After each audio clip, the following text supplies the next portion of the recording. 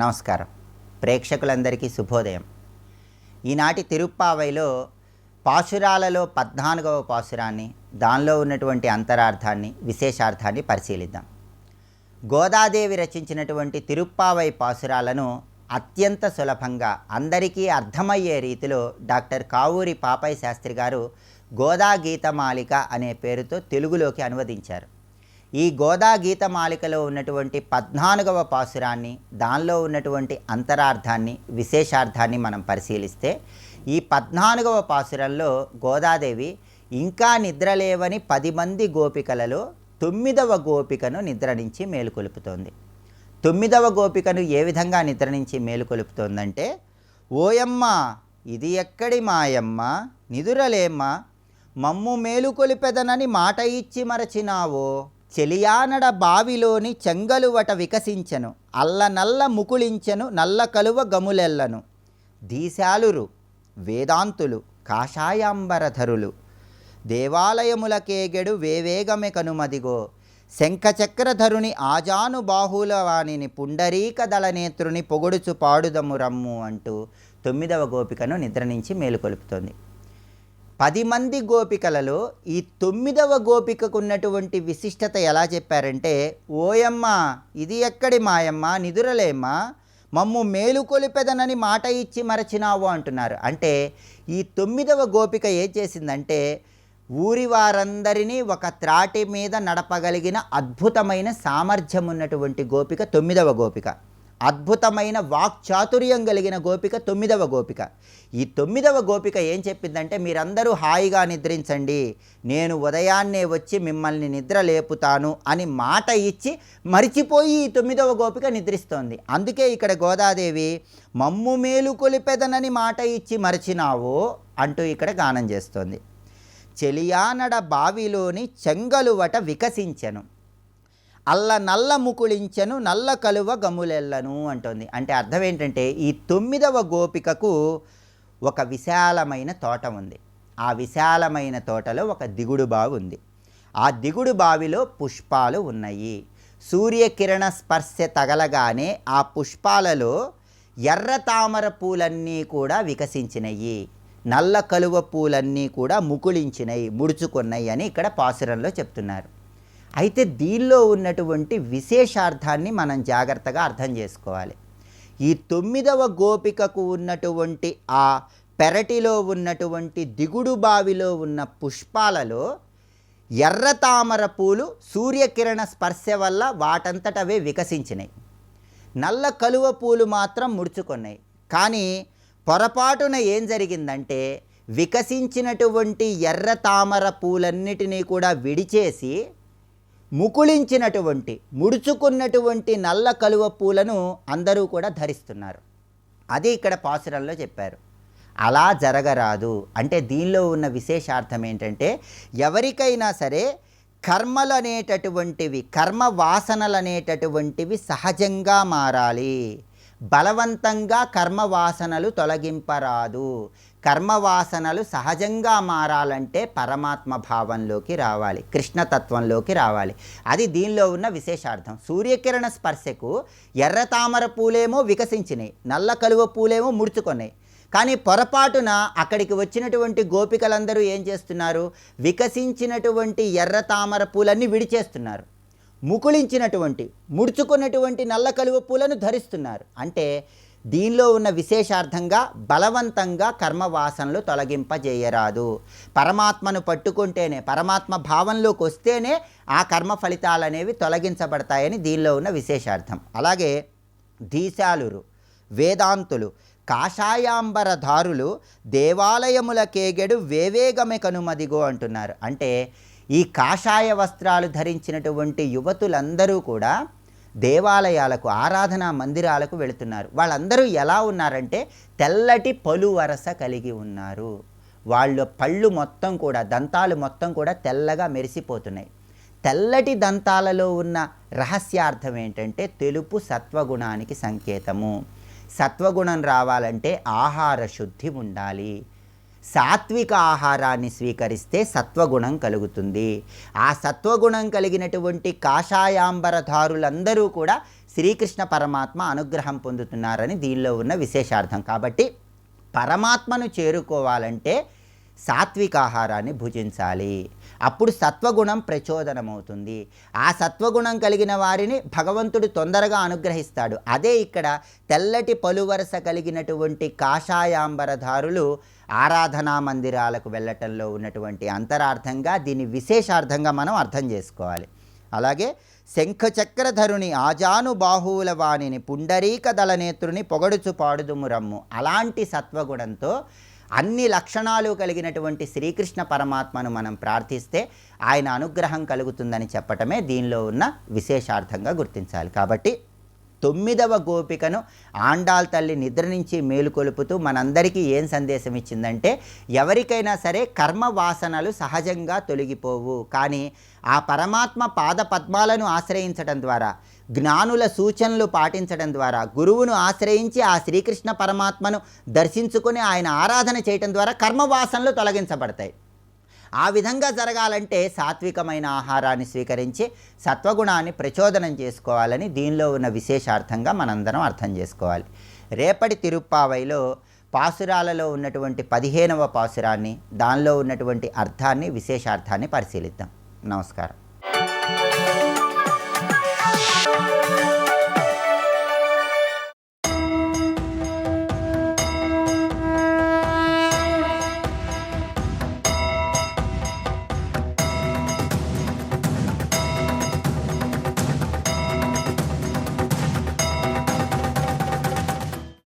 దివ్యమైనటువంటి సుఖాన్ని అనుభవిస్తూ ధర్మబద్ధంగా ఆయురారోగ్య సౌభాగ్యాలతో వర్ధిల్లుతున్నారు కల్కి పాలించేటువంటి కాలమనందు. ఈ విధంగా సాధించినటువంటి మహానుభావుడు తర్వాత అనేక యజ్ఞములు చేశాడు లోకక్షేమం కోసం. పైగా తండ్రిని ప్రధానంగా పెట్టుకుని, విష్ణుయేశ్వరుడు ఉన్నాడు పెట్టుకుని యజ్ఞం అంతా చేస్తున్నాడు. అయితే ఈ లోపల సౌనకాది మహర్షులు అడిగారు, మహామాయా స్తుతి చేశాడన్నారు కదా, చాలా గొప్పదన్నారు కదా, కొంచెం వినిపిస్తారా, వినద్దామా? ఓం హ్రీంకారాం సత్వసారాం విశుద్ధాం బ్రహ్మాదీనాం మాతరం వేదబుద్ధ్యాం తన్వీం స్వాహాం భూత తన్మాత్ర కక్షాం వందే వంద్యాం దేవగంధర్వసిద్ధై. భువనేశ్వరైన పరాశక్తి, ఏ పరాశక్తి లక్ష్మీ దుర్గా కాళ్యాది రూపములతో, ఏ పరాశక్తి త్రిపుర సుందరి భువనేశ్వరి ఇత్యాది నామములతున్నదో ఆ తల్లిని ఉద్దేశించిన స్తోత్రం ఇది. లోకాతీతాం, లోకానికి అతీతురాలే నిజానికి ఆ శక్తి, ఈశ్వరుడు యొక్క శక్తి. కానీ జగత్తుని ఏర్పరిచినప్పుడు ద్వైత భూతాం సమీడే భూతైర్భవ్యాం వ్యాస సామాసికాజ్యై విద్వజ్జీతాం కాలకల్లోలలోలాం లీలాపంగక్షిప్త సంసార దుర్గాం. సంసారం నుంచి దాటించేది తల్లి, లీలగా దాటించేది. సుతరసితరసే నమః. సరిగ్గా కృష్ణావతారంలో కృష్ణ సహోదరి ఆ యోగమాయ వల్లే ఎంత చేశాను అన్నాడు ఆయన. దేవి భాగవతం అదే, మరి నేనేం చేయాలి, మా సోదరి చేసింది అన్నాడు అక్కడ. యోగమాయా ముపాశ్రిత. మరి ఆ యోగమాయా ప్రభావం కల్కి అవతారంలో కూడా చూపించారుగా, అందుకు ఆ స్తుతి ఇంత చక్కగా చెప్తున్నాడు ఇక్కడ. పూర్ణాం ప్రాప్యాం ద్వైతలభ్యాం శరణ్యామధ్యే శేషే మధ్యతో యా విభాతి. ద్వైతలభ్య అంటే ఉపాసన కాలంలో ద్వైతము, సిద్ధికాలంలో అద్వైతము. అందుకే ద్వైతలభ్యం అంటే ఇది అర్థం. ఇక్కడ ఉపాసన కాలంలో సేవ్య సేవక భావం ఉంటుంది కనుక దాన్ని చెప్పాడు ఇక్కడ. నానారూపైర్దేవతిర్యం మనుష్యైస్తామాధారాం. అయితే ఉపాసన పరమార్థ దృష్టిలోకి వెళ్ళినప్పుడు సోహంభావైన పూజ అయి అద్వైత సిద్ధి లభిస్తుంది కనుక బ్రహ్మరూపాం నమామి. ఆ స్థితిలో బ్రహ్మరూపిణి అంటే వ్యాఖ్యానిస్తే చాలా పెద్దది. దేవీ సూక్తములన్నీ ఉందులు. యస్య భాషా త్రిజగద్భాతి భూతైర్నభాచేత్తదభావే విధాతు కాలో దైవం కర్మ చోపాధయో ఏ తస్యా భాషా తాం విశిష్టాం నమామి. భూమౌ గంధో రసతాప్సు ప్రతిష్ఠా రూపం తేజస్యేవ వాయౌ స్పృశత్వం ఖేశబ్దో వా యచ్చిదా భాతి నానా తామభ్యేతాం విశ్వరూపాం నమామి. నువ్వు విశ్వరూపుడమైనప్పుడు భూమి యందు గంధముగా, నీటి యందు రసముగా, అగ్ని యందు రూపముగా, వాయువునందు స్పర్శగా, ఆకాశమునందు శబ్దముగా, ఉంటూ వీటికి అతీతముగా చిచ్చక్తిగా ప్రకాశిస్తూ ఉంటావు. అలాంటి విశ్వరూపిణివే నీకు నమస్కారం.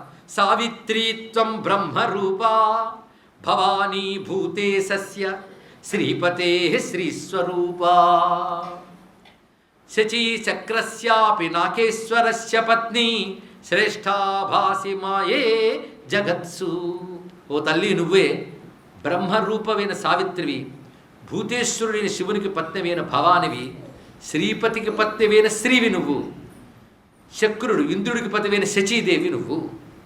బాల్యే బాల రూపంలో ఉపాసింపబడతావు, యువతి రూపంలో ఉపాసింపబడతావు, పెద్దమూర్తిదేవిగా నువ్వే ఆరాధింపబడుతుంటావు.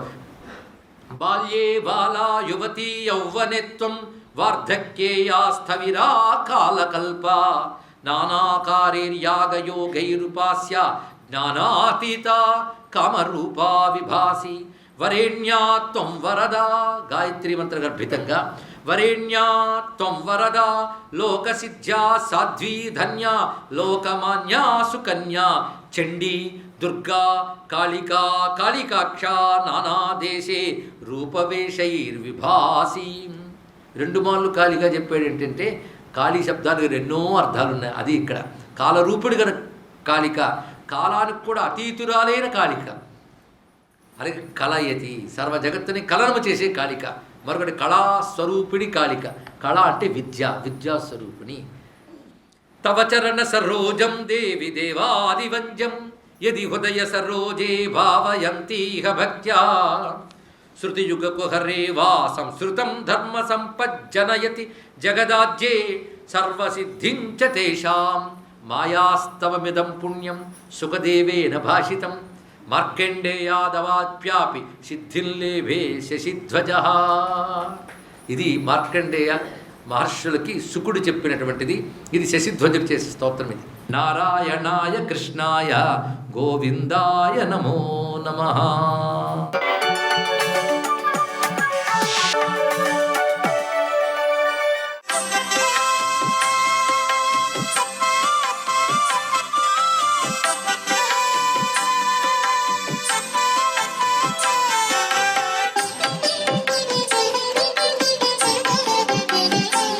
ఓం నమో నారాయణాయ.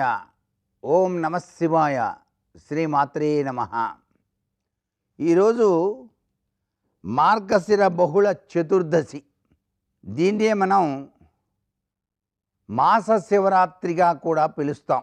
మాస శివరాత్రి అనగానే సాక్షాత్తు అఖండ ఆనందాన్ని ప్రసాదించే పరమేశ్వరునికి అభిషేకార్చన చేయాలి.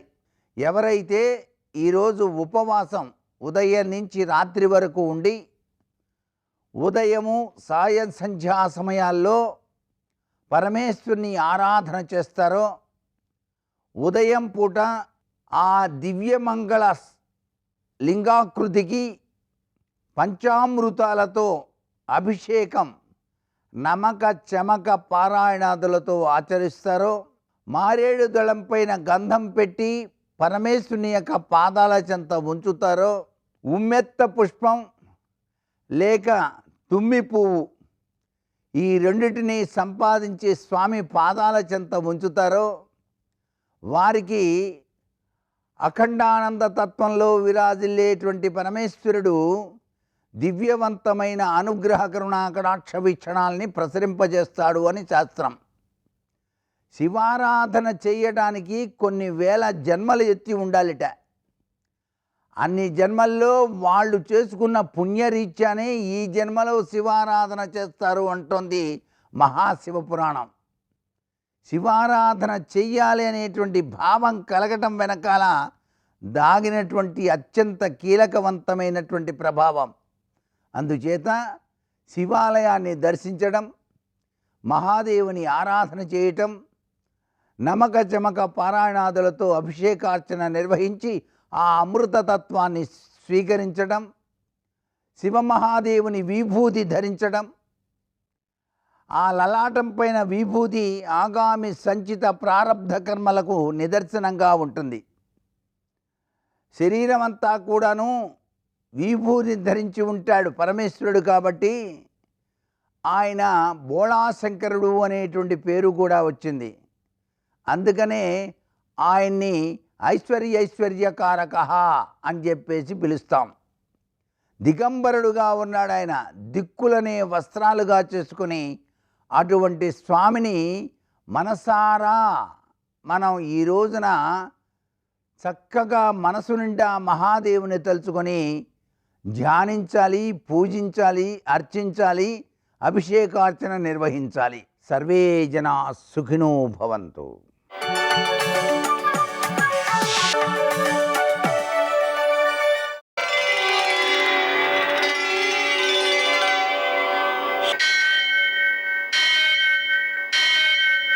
सहस्रशीर्षं देवं विश्वाक्षं विश्वशम्भुवं विश्वं नारायणं देवमक्षरं परमं पदं विश्वतः परमां नित्यं विश्वं नारायणगुं हरिं विश्वमेवेदं पुरुषस्तद्विश्वमुपजीवति पतिं विश्वस्यात्मेश्वरगुं शाश्वतगुं शिवमच्युतं नारायणं महाज्ञेयं विश्वात्मानं परायणम्.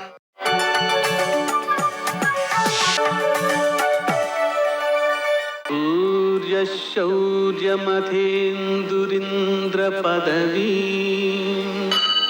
सन्मङ्गलं मङ्गलम्. यः कर्ता जगतां भर्ता संहर्ता महसां निधि प्रणमामि तमादित्यं बहिरन्तस्तमोपहं. నేటి కాలమాన విశేషాలను గమనిద్దాం. స్వస్తిశ్రీ చాంద్రమాన క్రోధినామ సంవత్సరం ఉత్తరాయణం, కొన్ని పంచాంగాల్లో దక్షిణాయనం, హేమంత ఋతువు మార్గశిర మాసం, కృష్ణపక్షం ఆదివారం, సూర్యోదయం 6:49 సూర్యాస్తమయం 5:47. తిథి చతుర్దశి తెల్లవారుజామున 4 గంటల వరకు, నక్షత్రం జ్యేష్ఠ రాత్రి 11:18 వరకు, వర్జం లేదు. దుర్ముహూర్తం సాయంకాలం 4:19 నుంచి 5:03 వరకు, అమృతకాలం మధ్యాహ్నం 2:05 నుంచి 3:45 వరకు, రాహుకాలం ఆదివారం కాబట్టి సాయంకాలం 4:30 నుంచి 6 గంటల వరకు. అష్టకవర్గరీత్యా శుభప్రదమైన సమయం ఉదయం 7 గంటలకి. నేటి విశేషం ఆదివారం, మాస శివరాత్రి. ఆదివారం నాడు సూర్యోదయానికి ముందే స్నానం చేయడం, సూర్య నమస్కారాలు చేయడం, మధ్యాహ్నం సూర్యనారాయణమూర్తికి పూజ చేయడం, పాయసం నివేదన చేయడం, ప్రసాదం స్వీకరించడం, ఒక పూటే భోజనం చేయడం, ఇవన్నీ నియమాలు. వీటిని ఆచరించడం ద్వారా ఉత్తమమైనటువంటి మానసిక శారీరక ఆరోగ్యాలను పొందుతాం. ఈరోజు మాస శివరాత్రి అయింది కాబట్టి మధ్యాహ్నం భోజనం ఉండదు. రాత్రి కూడా ఉపవాసం ఉంటారు కొంతమంది. ఒకసారి ఫలహారం చేయవచ్చు. 8 కాలాల్లో కానీ 4 కాలాల్లో కానీ, అంటే 8 జాముకోసారి 4 కాలాలు ఉంటే ఉదయం, మధ్యాహ్నం, సాయంకాలం, అర్ధరాత్రి. కనీసం సాయంకాలం అర్ధరాత్రి, అంటే ప్రదోష సమయంలోనూ అర్ధరాత్రి వేళ శివారాధన చేయడం ద్వారా ఆయన యొక్క అనుగ్రహంతో మనం మోక్షాన్ని పొందవచ్చు, సకల సౌకర్యాలను కూడా పొందవచ్చు. ప్రదోషం కూడా ఉంది కాబట్టి మనం ఆచరించడం చాలా మంచిది ప్రదోష సమయంలో. తర్వాత 14వ శుభదివసం ధనుర్మాసంలో గోదాదేవి పలుకుతోంది. ఓ సఖి, ముందుగా మమ్మల్ని లేపుతాను అన్నావు కదా, ఇంతవరకు పడుకునే ఉన్నావేమిటి? లే, తెల్లారిపోతోంది. చూడు, పెరట్లో ఎర్ర కలువలు విచ్చుకుంటున్నాయి, నీలోత్పలాలు ముకుళించుకుపోతున్నాయి. కాషాయాంబరధారులైనటువంటి మునులు, యోగులు, తెల్లని పలువరస కలిగిన వారందరూ దేవాలయాలలో భగవద్ ఆరాధన నిమిత్తం తలుపులు తీస్తున్నారు. ఇవన్నీ కూడా ప్రాతకాల సూచనలే కదా. నువ్వు చేసినటువంటి వాగ్దానం మరచిపోయావు. నీకేమి, నువ్వు పూర్ణురాలివి కదా, ఇకనైనా లేచిరా. వాగ్దానాన్ని మరిచిపోయావు కదా నువ్వు, లేవమ్మా అని నన్నెందుకు నిందిస్తారు, నేనేం చేయాలి అంటావా? ఆ శంఖ చక్రాలను ధరించినటువంటి విశాలమైన సుందర భుజాలు కలిగినటువంటి కృష్ణుణ్ణి, ఆ పంకజాక్షుణ్ణి సంకీర్తనం చేయాలి. ఆ గుణగణాలను మధురమైన స్వరంతో కీర్తించాలి. మేమంతా నీతో కలిసి పాడతాం. ఆ గోష్ఠీ సంకీర్తనం చాలా మంచిది, వ్రతాన్ని ఫలింపజేస్తుంది. కాబట్టి లే అని గోదాదేవి 9వ గోపికను లేపుతోంది. దీని ద్వారా మనకు అందించే సందేశం ఏమిటి అంటే, సకాలంలో కార్యక్రమాలను పూర్తి చేయాలని, వాగ్దానాలు మరవకూడదని, నిరంతరము ఆ కృష్ణుని యొక్క గుణగణాలను కీర్తిస్తూ ఉండాలని మనకు నేర్పుతోంది. నేటి ఆణిముత్యాలు.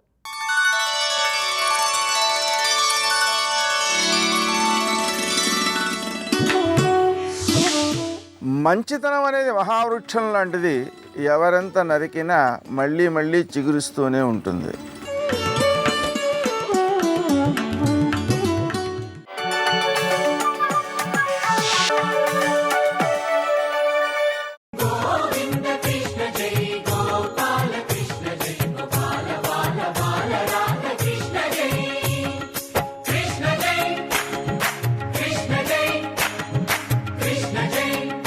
బాలకృష్ణ జై.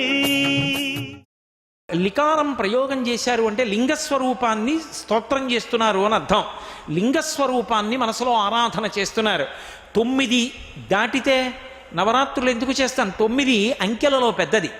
9 దాటితే 10, ఒకటి పక్క 0 అయిపోతారు. శ్రీకైవల్యాన్ని చేరుతారు. పూర్ణమద పూర్ణమిదం పూర్ణాత్ పూర్ణముదచ్యతే పూర్ణస్య పూర్ణమాదాయ పూర్ణమేవావశిష్యతే. అందుకని చెప్పి నేను 9 లికారాలతో ఇస్తున్నాను.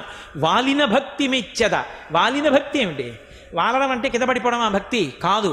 వాలిన భక్తి అంటే నేల మీద పడిపోయాను అంటే పరమ వినయానికి ఈ పద్యం. అందుకని వినీతుడు అని పిలిచారు. మహానుభావుడు ఎంత వినయం ఉన్నవారంటే పోతన గారు, వాలిన భక్తి అంటే నేనేమి సమర్థుణ్ణి కాదు శివా, మీరు ఈశాన సర్వ విద్యానాం ఈశ్వర సర్వభూతానాం బ్రహ్మాధిపతి బ్రహ్మణోధిపతి బ్రహ్మా శివో మే అస్తు సదాశివోం. సమస్త విద్యలకు ఆలవాలం మీరు. మీ అనుగ్రహంతో భాగవత రచన జరగాలి. శంకరా నేనెంతటి వాణ్ణి, ఇదిగో కింద పడిపోయాను. ఇక కింద పడిపోయానంటే అంతకన్నా కింద పడ్డానికి ఇంకేం లేదు, అంత కింద పడిపోయాను. మీరు పైకెత్తాలి, ఎత్తి నా చేత రచన చేయించాలి. వాలిన భక్తి మెచ్చద. వాలిన భక్తి అంటే కింద పడిపోయాను. ఎలా పడిపోయాను? ఏదో స్వర్ణదండంలా పడిపోవడంలో కాదు. సాక్షాత్తుగా గబుక్కుని శ్రీరామచంద్రమూర్తి కనబడితే పోనీ ఏదో స్వర్ణదండంలా పడిపోతే అర్థం ఉంది. కవిత్వం చెప్తూ భావన చేస్తూ నేల మీద పడ్డప్పుడు అలా పడకూడదు. అందుకే వాలిన భక్తి అంటే సాష్టాంగ నమస్కారం చేస్తున్నాను అని గుర్తు.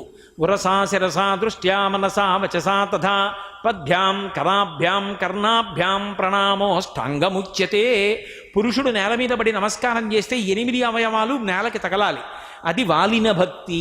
వాలిన భక్తి మెచ్చద నవారిత తాండవకేళికి దయాశాలికి శూలికి.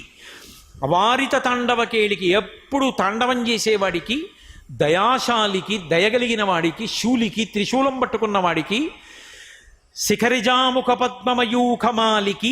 శిఖరము అంటే కైలాస పర్వతానికి కుమార్తెగా వచ్చినటువంటి పార్వతీదేవి అనబడేటటువంటి ఆ తల్లి యొక్క ముఖమనబడేటటువంటి పద్మము వికసించేటట్టుగా సూర్యభగవానుడిలా కనపడి ఆమెకు సంతోషమును కల్పించగలిగినటువంటి ఆమె యొక్క పతి అయినటువంటి పరమశివునకు, బాలశశంఖమౌళికి శుక్లపక్ష తదీనాడు ఉండేటటువంటి చంద్రరేఖని శిరస్సునందు అలంకారం చేసుకున్న వాడికి, బాలశశంఖమౌళికి, అంత గొప్పవాడై కపాలికి చేతిలో బ్రహ్మకపాలం పట్టుకున్న వాడికి, కపాలికి మన్మథ గర్వ పర్వతోన్మూలికి.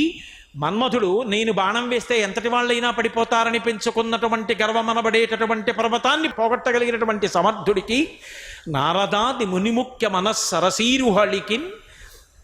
నారదాది మహర్షులు కూడా ఎవరి పాదములకు నమస్కారం చేస్తారో అటువంటి పరమశివుడి పాదముల ముందు నేను సాష్టాంగపడి నమస్కారం చేస్తున్నాను అని వాలిన భక్తి మెచ్చదన వారిత తండవకేళికి కులదైవాన్ని స్తోత్రం చేసి విఘ్నేశ్వరుణ్ణి ప్రార్థన చేశారు. ఏమి పద్యరచన చేశారండి మహానుభావుడు. సర్వం శ్రీ ఉమామహేశ్వర పరబ్రహ్మార్పణమస్తు. స్వస్తి.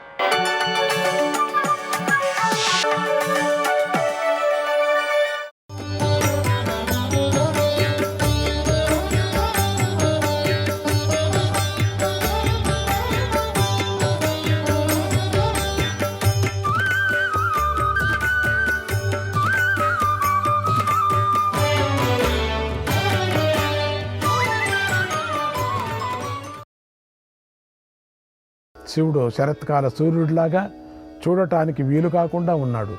ఆయన నియమాలు పాటిస్తాడు, శుభకర్మలు ఆచరిస్తాడు. ఆ మహాదేవుడు 1100 మంది రుద్రుల మధ్య నిలిచి ఉన్నాడు. ఆ దేవుణ్ణి ఆదిత్యులు, వసువులు, సాధ్యులు, విశ్వేదేవులు, అశ్వినులు సమస్త స్థుతులతోనూ స్తుతిస్తున్నారు. అదితి కుమారులైనటువంటి ఇంద్రుడు, మహావిష్ణువు, బ్రహ్మదేవుడు అక్కడ రథాంతర సామగానం చేస్తున్నారు. ఎందరో యోగిశ్రేష్ఠులు, బ్రహ్మఋషులు, వారి కుమారుడు దేవఋషులు కూడా మహాదేవుణ్ణి స్తుతిస్తున్నారు. ఛందస్సులు, ప్రజాపతులు, యజ్ఞాలు, నదులు, సముద్రాలు, నాగులు, గంధర్వులు, అప్సరసులు, విద్యాధరులు తేజస్సు మధ్యలో తేజోరాశిగా ఆ శివుణ్ణి గీతలు, నృత్య వాద్యాలతో అర్చిస్తున్నారు. రాజా, పృథివీ, అంతరిక్షం, నక్షత్రాలు, గ్రహాలు, నెలలు, పక్షాలు, ఋతువులు, రాత్రి, సంవత్సరాలు, క్షణాలు, ముహూర్తాలు, నిమిషాలు, యుగచక్రాలు, దివ్య విద్యలు రూపుదాల్చి ఆయనకు నమస్కరిస్తున్నాయి. అలాగే సత్యవేత్తలు ఆయనకు నమస్కరిస్తున్నారు. ఓ ధర్మరాజా, సనత్కుమారుడు, దేవతలు, ఇతిహాసాలు, మరీచి, అంగిరుడు, అత్రి, పులస్త్యుడు, 7 మునువులు, సోముడు శివుడికి నమస్కరిస్తున్నారు. అథర్వుడు, బృహస్పతి, భృగువు, దక్షుడు, కశ్యపుడు, వశిష్ఠుడు, కాశ్యుడు, ఛందస్సులు, దీక్షలు, యజ్ఞాలు, దక్షిణలు, అగ్ని, హవిస్సు, రూపుదాల్చిన యజ్ఞ ద్రవ్యాలు, సర్వ ప్రజాపాలకులు నమస్కరిస్తున్నారు. సర్వనదులు, సర్పాలు, కొండలు, దేవమాతృకులు, దేవపత్నులు, దేవకన్యలు, 1000 లక్షల కోట్లగా ఉన్నట్టు మహర్షులు, పర్వతాలు, సముద్రాలు, దిక్కులు శాంతస్వరూపుడైన మహాదేవుడికి నమస్కరిస్తున్నాయి. పాడటంలో, వాయించటంలో నేర్పు కలిగినటువంటి వారు గంధర్వులు, అప్సరసలు, వారందరూ దివ్య తాళాలతో గానం చేస్తూ శివుణ్ణి స్తుతిస్తున్నారు. విద్యాధరులు, దానవులు, గుహ్యకులు, రాక్షసులు, చరాచరాత్మకులైనటువంటి సమస్త ప్రాణులు మనస, వాచ, కర్మణ శివుడికి నమస్కరిస్తున్నారు. ఆ దేవదేవుడైనటువంటి శర్వుడు నా ఎదుట నిలబడ్డాడు. అప్పుడు ప్రజాపతి నుండి ఇంద్రుని వరకు సకల జగత్తు నాపై వైపే చూసింది కూడా. తేజస్సుతో వెలిగిపోతున్న ఆ శివుణ్ణి చూడటానికి కూడా నాకు శక్తి చాలలేదు. అప్పుడు శివుడు నాతో ఇలా అన్నాడు, కృష్ణ, నన్ను చూడు, నాతో మాట్లాడు. గతంలో కూడా 100,000 సార్లు నువ్వు నన్ను ఆరాధించావు. త్వత్సమో నాస్తి మే కచ్చిత్, త్వత్సమో నాస్తి మే కచ్చిత్, త్రిషు లోకేషు వై ప్రియక, త్రిషు లోకేషు వై ప్రియక. 3 లోకాలలో కూడా నీలాగా నాకిష్టమైన వాడు మరొకడు లేడు అన్నాడు. అప్పుడు నేను శిరస్సు వంచి శివుడికి నమస్కారం చేయగానే ఉమాదేవి కూడా సంతోషించింది. అప్పుడు నేను శివుణ్ణి ఇలా స్తుతించాను. నమోస్తుతే శాశ్వత సర్వయోనే, నమోస్తుతే శాశ్వత సర్వయోనే, బ్రహ్మాదిపం త్వా మృషయో వదంతి, బ్రహ్మాదిపం త్వా మృషయో వదంతి. తపశ్చ సత్వంచ రజస్తమశ్చ, తపశ్చ సత్వంచ రజస్తమశ్చ, త్వామేవ సత్యంచ వదంతి సంతక, త్వామేవ సత్యంచ వదంతి సంతక, వదంతి సంతక. ఓ సర్వకారణ, ఓ శాశ్వత, నీకు నమస్కారం. బ్రహ్మదేవుడికి కూడా నువ్వే అధిపతివి అని ఋషులు చెబుతున్నారు. తపస్సు శాశ్వతము, రజస్సు, తమస్సు, సత్యము నువ్వే అని సజ్జనులు చెబుతున్నారు. నువ్వే బ్రహ్మవు, రుద్రుడువు, వరుణువు, అగ్నివి, మనువు, భవుడువు, ధాతవు, త్వష్టవు, విధాతవు, ప్రభువు, సర్వతోముఖుడువు. నీ నుంచే ఈ చరాచర భూతాలు పుడుతున్నాయి. నువ్వే చరాచరాత్మకులైనటువంటి 3 లోకాలను పూర్తిగా నిర్మించావు. ఇంద్రియాలు, సంపూర్ణమైన మనస్సు, సప్తవాయువులు, అగ్నులు, దేవగణాలు, స్తుతించే దేవతలు, వీరందరికీ ఉన్నత స్థానంలో ఉన్నవాడిగా నిన్ను ఋషులు భావిస్తూ ఉంటారు. వేదాలు, యజ్ఞాలు, సోముడు, దక్షిణలు, అగ్ని, హవిస్సు, యజ్ఞానికి ఉపయోగపడే ఏ చిన్న వస్తువైనా అదంతా భగవత్ స్వరూపమై ఉంది, సంశయం లేదు. అది నువ్వే అయి ఉన్నావు. యజ్ఞం, దానం, అధ్యయనం, వ్రతాలు, నియమాలు, హరి, కీర్తి, శ్రే, ద్యుతి, తుష్టి, సిద్ధి అనే ఇవన్నీ నీ దగ్గరకు చేరుస్తాయి. ఓ భగవంతుడా, కామం, క్రోధం, భయం, లోభం, మదం, స్తంభం మత్సరం, ఆదులు, వ్యాధులు అన్నీ నీ శరీరాలే అయి ఉన్నాయి. క్రియా, వికారం, ప్రణయం, ప్రధానం, అవ్యయం, బీజం, మనస్సుకు పరమకారణం, శాశ్వత ప్రభావం అన్నీ నీ రూపాలే అయి ఉన్నాయి. అవ్యక్తం, పావనం, అచింత్యం, హిరణ్మయ, సూర్యస్వరూపం, గుణాలకు ఆది కారణం, జీవితాశ్రయం అన్నీ నువ్వే అయి ఉన్నావు ప్రభు. మహత్తు, ఆత్మామతి, బ్రహ్మ, విశ్వం, శంభుడు, స్వయంభుడు, బుద్ధి, ప్రజ్ఞ, ఉపలబ్ధి, సంవిత్తు, ఖ్యాతి, ధృతి, స్మృతి అనే ఈ పర్యాయ పదాలతో పరమాత్మమైన నువ్వే భావించబడుతూ ఉంటావయ్యా. వేదాల ద్వారా నిన్ను గ్రహించి విప్రులు మోహాన్ని నియంత్రించుకుంటూ ఉంటారయ్యా. మాయను సర్వప్రాణి హృదయంలోని క్షేత్రజ్ఞుడివి ఋషులు స్తుతిస్తారయ్యా. ఆ క్షేత్రజ్ఞుడు నువ్వే. నీకే అన్ని వైపులా చేతులు, కాళ్ళు, కళ్ళు, శిరస్సులు, ముఖాలు ఉంటాయి. నీకు అన్ని వైపులా చెవులుంటాయి. లోకమంతా కూడా నువ్వు వ్యాపించి ఉంటావు. రెప్ప వేయటం మొదలైన కర్మలకు అన్నిటికీ నువ్వే ఫలమై ఉన్నావు. నువ్వే కాంతివి, నువ్వే జ్వాలవు, నువ్వే అందరి హృదయాల్లో ఉన్నటువంటి పురుషుడవు. నువ్వే అణిమ, మహిమ, ప్రాప్తి, ఈశానుడు, జ్యోతి అనే ఇవన్నీ కూడా అవయవుడిపైన నువ్వే అయి ఉన్నావు. బుద్ధిమతి నీలోనే ఉన్నాయి. నీ శరణు కోరి నిన్ను ఆశ్రయించిన వారు ధ్యాన తత్పరులు, నిత్య యోగులు, సత్య సంకల్పులు, జితేంద్రియులవుతారు. హృదయ గుహల్లో ఉన్నటువంటి ఆత్మప్రభువు నువ్వే. పురాణ పురుషుడు, మూర్తిమంతుడైనటువంటి పరబ్రహ్మ, హిరణ్మయ పురుషుడు, జ్ఞానులకు పరమగతి అన్నీ నువ్వే. ఇది నిశ్చయంగా గ్రహించిన బుద్ధిమంతుడు బుద్ధిని కూడా అతిక్రమించి పరమాత్మ రూపుడై నిలుస్తాడు. పంచ తన్మాత్రలు, మహత్తత్వం, అహంకారం, ఆ 7 సూక్ష్మాలను నీ రూపాలైన సర్వజ్ఞత, తృప్తి, అనాది బోధ, స్వాతంత్ర్యము, అవ్యయ శక్తి, అనంత శక్తులను గ్రహించి ప్రధాన విధియోగాన్ని ఆచరించిన వాడు నీలో చేరుతాడయ్యా అని స్తుతించాను. ఓ ధర్మరాజా, శివుడు అందరి ఆర్తిని పోగొడతాడు. నా స్తుతి పూర్తి కాగానే ఈ చరాచర జగత్తంతా సింహనాదం చేసింది. అప్పుడు విప్రులు, సురాసురులు, నాగులు, పిశాచులు, పితరులు, పక్షులు, రాక్షస గణాలు, ఇక్కడ పిశాచాలు అంటే పిశాచాలు అని అంటున్నాం కదా. పిశాచాలను భూతాలు, దయ్యాలు కాదవి. పిశాచాలంటే అంతరమైనటువంటివి. అంటే కొంత విద్య నేర్చుకొని యోగభ్రష్టులైన వాళ్ళంతా పిశాచాలు అవుతారు. అంతేగాని వాళ్ళు ఏదో భయంకరంగా రాత్రిపూట కళలో వచ్చి పిశాచాలు అనుకుంటే దెయ్యాల ఆత్మలు అనుకున్నారు చాలామంది. చాలా తప్పది. అంటే యోగభ్రష్టులైనటువంటి వాళ్ళు ఆ రూపంతో ఉండిన దత్తాత్రేయుడు కూడా అంటారు. అంటే దత్తుడు కూడా ఆ రూపం తీసుకుంటాడు. అంటే దెయ్యం రూపం తీసుకుంటాడా దత్తాత్రేయుడు? ఆ ఒక దత్త పేరు చెప్తేనే దయ్యాలు పరిగెత్తిపోతాయి. ఇంకా పిశాచ రూపమే తీసుకుంటున్నాడు స్వామి అంటే ఇంకెక్కడదండి. అందుకని ఇక్కడ బ్రహ్మజ్ఞానం పొందినటువంటి యోగభ్రష్టులు అవుతున్నారే వాళ్ళు, యజ్ఞాగాదులు చేసినటువంటి యోగభ్రష్టులైన వాళ్ళు, మరి యోగాలు చేసినటువంటి కొంత యోగభ్రష్టులైనటువంటి వాళ్ళు, తపస్విలు, వాళ్ళందరూ అంతరిక్షంలో కాక, పాతాళంలో కాక, భూలోకంలో కాక సంచరించే అటువంటి ఆకారాలు కలవాళ్లే పిశాచాలు. అందుకని బాగా జ్ఞాపకం పెట్టుకోండి. పిశాచాలు అన్నప్పుడంతా భయపడతాం మనం. భయపడదని పని లేదు. వీళ్ళు ఏమి చేయరు. వీళ్ళు మహానుభావులు. ఈ పిశాచాలు మనకు సహాయం చేస్తాయి. పిశాచాలు ప్రార్థన కూడా మనం చేయవచ్చు. ఎందుకంటే వాళ్ళు బ్రహ్మజ్ఞానులు కానీ యోగభ్రష్టులు అయిపోయారు. మధ్యలో ఏదో తప్పు చేశారు. అందుకని ఆ రూపంతో ఉండిపోతారు. అదే ఓ లోకం ఏర్పడింది కూడా. ఆ పిశాచ లోకం అనేది ఒకటి ఏర్పడింది. కానీ పిశాచులు ఉన్నారే అవి వేరే. ఇది పిశాచాలు. కృతజ్ఞ అంటే ఎట్లా అని అనుకుంటామో అట్లనే ఇది కూడా అంతేనే. పిశాచాలు, పితరులు, పక్షులు, రాక్షస గణాలు, సర్వభూత గణాలు, మహర్షులు శివుడికి నమస్కరించారు. పిశాచాలు ఏమైనా నమస్కరిస్తారా? దెయ్యాలకు నమస్కారం చేస్తాయా? నా తలపై పూలవాన కురిసింది.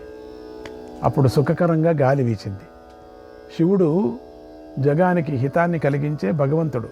ఆయన ఉమాదేవిని, నన్ను, ఇంద్రుణ్ణి చూశాడు. తర్వాత నాతో ఇలా అన్నాడు: ఓ శత్రుసూదన, నాపై నీకున్న పరమభక్తి తెలిసింది. నా శ్రేయస్సును నువ్వు పొందుతావు. నీపై నాకు పరమప్రీతి ఉంది. ఓ కృష్ణ శ్రేష్ఠుడా, 8 వరాలను కోరుకో. ఏ ఏ దుర్లభ వరాలను కోరుకుంటావో కోరుకో అన్నాడు. శ్రీకృష్ణాయ పరమాత్మనే నమః. 15వ అధ్యాయం. శ్రీకృష్ణుడు ధర్మరాజుకు చెప్తున్నాడు, ఓ ధర్మరాజా, ఆ తర్వాత నేను మనస్సును నియంత్రించుకోవాలి, లేకపోతే ఏం లేదు. తల వంచి శివుడికి నమస్కారం చేశాను. పరమేశ్వరుడితో ఇలా అన్నాను, ఓ దేవదేవ, నాకు ధర్మం మీద దృఢ బుద్ధిని ప్రసాదించయ్యా, దీని మీద ఒక బుద్ధిని ప్రసాదించయ్యా. పరిగెత్తుతున్నానయ్యా, పరిగెత్తుకోకుండా చూడయ్యా. యుద్ధంలో నేను శత్రు సంహారం చెయ్యాలి. నాకు ఘనకీర్తి, పరమ బలం, యోగంతో కూడినటువంటి ప్రియత్వం, నీ సాన్నిధ్యం, 10,000 మంది పుత్రులను ప్రసాదించు అని కోరుకున్నాను. శివుడు అలాగే నీ కోరిక తీరుగాక అని వరమిచ్చాడు. ఆ తర్వాత ఉమాదేవి జగన్మాత నాతో ఇలా అంది, ఓ కృష్ణ, భగవంతుడు నీకు సాంబుడనే కుమారుణ్ణి ఇచ్చాడు. ఇప్పుడు నా నుండి కూడా నువ్వు 8 వరాలను కోరుకో అన్నది. అప్పుడు నేను శిరస్సు వంచి నమస్కారం చేసి ఇలా అన్నాను, తల్లి, విప్రులపై నాకెప్పుడూ కోపం కలగకూడదు. నాకు పితృ అనుగ్రహం కలగాలి. 100 మంది కొడుకులను, పరమ భోగాన్ని, వంశప్రీతిని, తల్లి అనుగ్రహాన్ని, శాంతిని, పరమార్థ్యాన్ని ప్రసాదించు అని కోరాను. అంటే సామర్థ్యాన్ని కూడా కోరాను. అప్పుడు ఉమాదేవి నాతో ఇలా అంది, దేవతల వంటి సమానమైన ప్రభావం కలవాడా, నీ కోరిక తీరుతుంది. నువ్వు అనుకున్నట్లుగానే జరుగుతుంది. నా మాట సత్యం. నీకు 16,016 మంది భార్యలు లభిస్తారు. వారి యందు అక్షయ ప్రీతి కలుగుతుంది. నీ ధనం అక్షయం. నువ్వు బంధువుల నుండి శ్రేష్టమైన ప్రీతిని పొందుతావు. నీ శరీరం సుందరంగా ఉంటుంది. నీ ఇంట నిత్యము 7,000 మంది అతిథులు భోజనం చేస్తూ ఉంటారు. ఈ వరాలను నీకు ఇస్తున్నాను, స్వీకరించు అని అనుగ్రహించింది. ఓ ధర్మరాజా, ఇలా నాకు వరాలనిచ్చి మహాదేవుడు, ఉమాదేవి కలిసి ఆ క్షణంలోనే తమ గణాలతో సహా అదృశ్యమైపోయారు. ఓ ధర్మరాజా, ఈ అత్యద్భుత వృత్తాంతాన్ని ముందుగా నేను ఉపమన్యు మహర్షికి చెప్పాను. అప్పుడు ఆ మహర్షి శివుడికి నమస్కారం చేసి ఇలా అన్నాడు, నాస్తి సర్వ సమో దేవః, నాస్తి సర్వ సమో దేవః, నాస్తి సర్వ సమాగతి, నాస్తి సర్వ సమోదానే, నాస్తి సర్వ సమోదానే, నాస్తి సర్వ సమోరణే, నాస్తి సర్వ సమోరణే. శర్వుడి వంటి దేవుడు లేనేలేడు. శర్వుడి వంటి గతి లేనేలేదు. శర్వుడితో సమానమైన దానం లేదు. యుద్ధంలో శర్వుడితో సమానుడు లేనేలేడు అన్నాడు.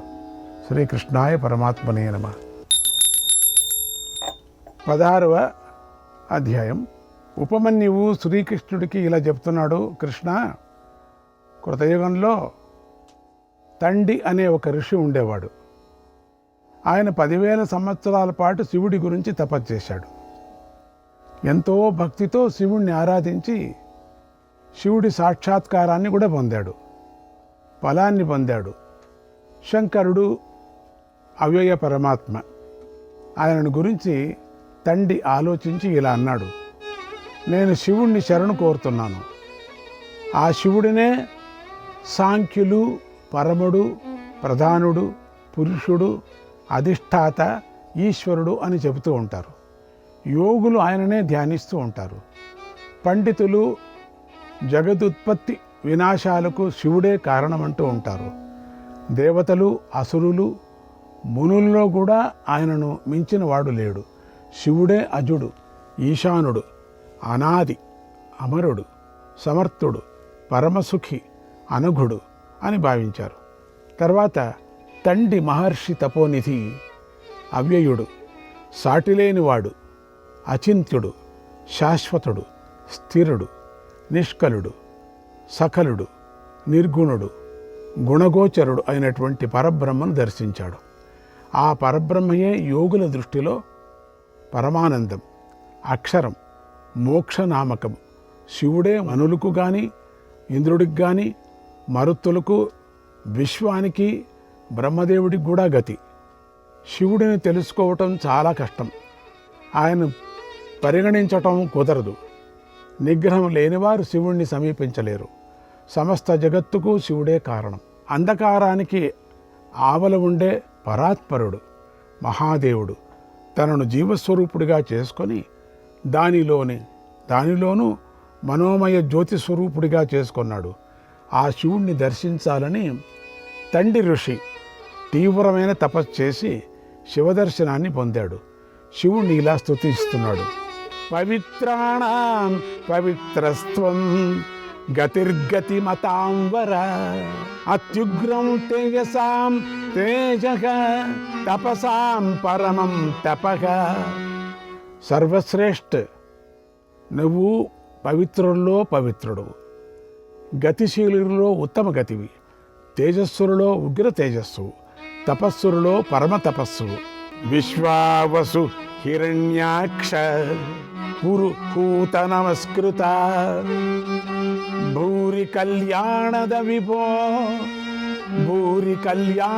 విభో పరం సత్యం నమోస్తుతే. ఓ విభు, విశ్వావసువు, హిరణ్యాక్షుడు, ఇంద్రుడు మొదలైన వారు నీకు నమస్కరిస్తూ ఉంటారు. నువ్వు ఎన్నో శుభాలనిస్తావు. నువ్వు పరమ సత్యస్వరూపుడువు, నీకు నమస్కారము. జాతి మరణ భీరూణాం యతీనాం యతతాం విభో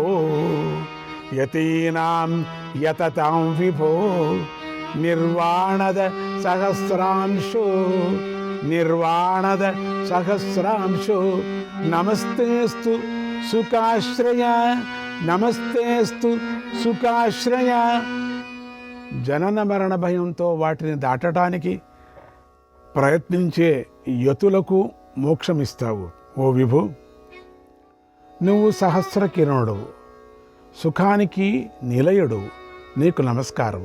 బ్రహ్మ, ఇంద్రుడు, విష్ణువు, విశ్వేదేవులు, మహర్షులు కూడా నీ తత్వాన్ని తెలుసుకోలేరు. ఇక మేమెలా తెలుసుకుంటాము? నీ నుండే సర్వము ప్రవర్తిస్తూ ఉంటుంది, నీలోనే సర్వము నిలిచి ఉంటుంది. కాలం, పురుషుడు, బ్రహ్మ ఈ పేర్లతో ప్రసిద్ధి చెందినవాడు నువ్వే. ఈ మూడు నీ రూపాలే అని పురాణవేత్తలైన దేవర్షులు అన్నారు. త్వాం విదిత్వాత్మదేహస్థం దుర్విధం దైవతైరపి విద్వాంసో యాంతి నిర్ముక్తాః పరం భావ మనామయం. దేవతలు కూడా తెలుసుకోలేని నిన్ను తమ దేహాలలోనే ఉన్నావని తెలుసుకున్న జ్ఞానులు బంధ విముక్తులవుతారు, అనామయమైన పరమభావాన్ని పొందుతారు. అనిత్య తస్తవ విభో జన్మ మృత్యురనేకతగ ద్వారం తు స్వర్గ మోక్షాణం ఆక్షేప్త త్వం దదాసి చ.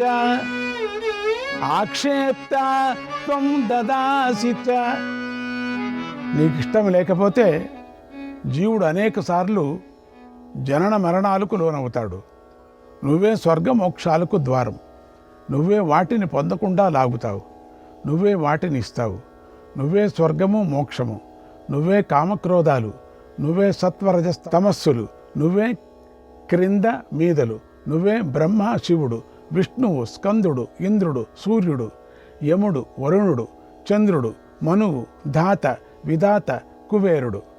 నువ్వే భూమి, వాయువు, జలం, అగ్ని, ఆకాశం, వాక్కు, బుద్ధి, స్థితి, మతి, కర్మ, సత్యం, అసత్యం, ఉనికి, లేమి. నువ్వే ఇంద్రియాలు, ఇంద్రియార్థాలు, నువ్వే ప్రకృతి కన్నా పరమైన స్థిరత్వము, నువ్వే విశ్వాల కన్నా విలక్షణమైన భావం, నువ్వే చింతుడవు, అచింత్యుడివు.